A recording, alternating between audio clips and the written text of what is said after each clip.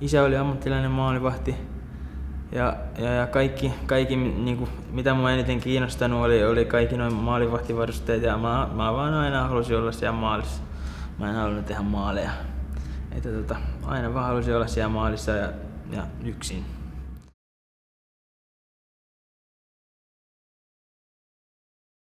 No mä tykkään olla yksin, en mä tiedä miksi, no tykkään olla yksin, mä oon sellainen niinku yksi koira omassa joukossa, että tykkään olla yksin ja niinku miettiä omia juttuja, ja siellä saa olla aika hyvin yksin, ei kukaan tuu häiritsee, paitsi ne kyllä kuka yrittää tehdä niitä maaleja, mutta muuten se ei tuu kukaan mitään höpöttelemään.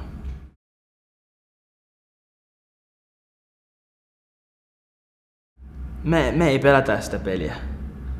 Me ollaan vaan siellä maalissa. Me pelataan ainoastaan, jos tulee rännikiekkoja ja sit pitää sitä mailla käyttää, mutta muuten se meidän mailla on vähän sellainen esteitä tulee maaliin.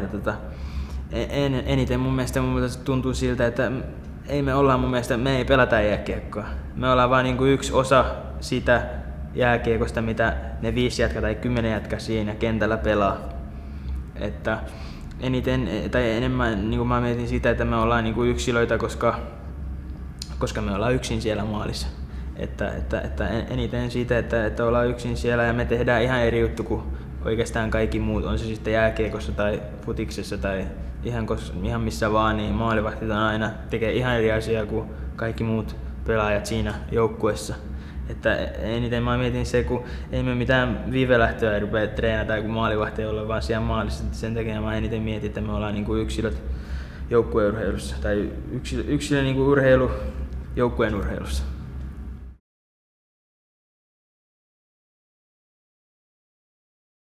No, että joku tekee maali, katsomo, kun siellä on paljon porukkaa, niin mä en tykkää, jos on ihmiset niinku yhdessä paikassa, niitä on niin paljon, jos niitä tulee katsoa. Ja epäonnistuminen eniten. Epäonnistuminen ja se, että jos menee huonosti, niin sitten vaihdetaan pois ja se on ehkä se suurin pelko.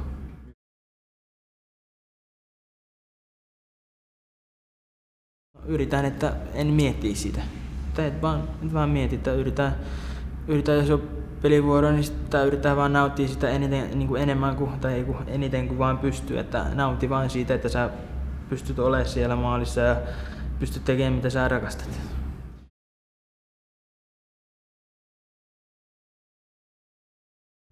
Yritän huutaa siitä sisällä, että nyt on hyvä huomenta, että mennään taas uusi päivä, uusi tilante ja uusi peli taas edessä. Että jos tulee huono maali, olisin sanonut, että huono maali, niin siitä pitää vaan unohdaan niin nopeasti kuin pystyy, että pystyy taas, voi olla, että saat ne tekee maalia ja 10 sekunnin jälkeen tulee taas jotain uusi juttu, että pitää olla siihen heti sen jälkeen, kun kiekko taas tippuu, niin pitää olla valmis ja niin nopeasti kun saa nollaa, niin nopeasti kun sä unohdat sitä tyhmä maali tai huono maali, niin siitä sen parempaa ja helpompaa.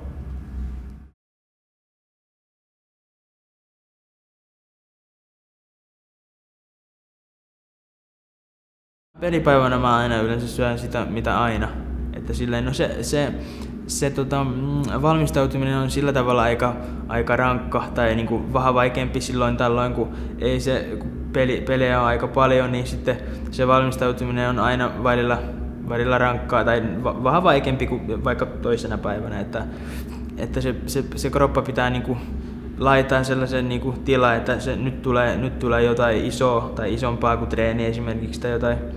Että siihen se valmistautuminen on mun puolesta aika tärkeää, että pitää vaan laittaa niinku kroppaa likoon, että nyt tulee jotain, mitä pitää käsittää hyvin, että nyt tulee iso peli esimerkiksi tai ihan mitä tahansa, että se valmistautuminen on mun mielestä niinku aika tärkeä.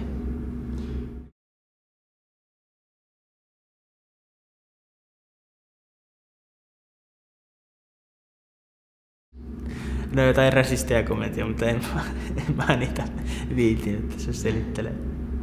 Tuleeko se paljon peliaikaa? Ei tuu nyt ihan, ei nyt kauheasti, ei nyt niin paljon. No välillä niinku sama kaikki ne pelaajat aina yrittää jollain tavalla päästä ihon alle, mutta että se menee sitä korvasta toisin pois. Että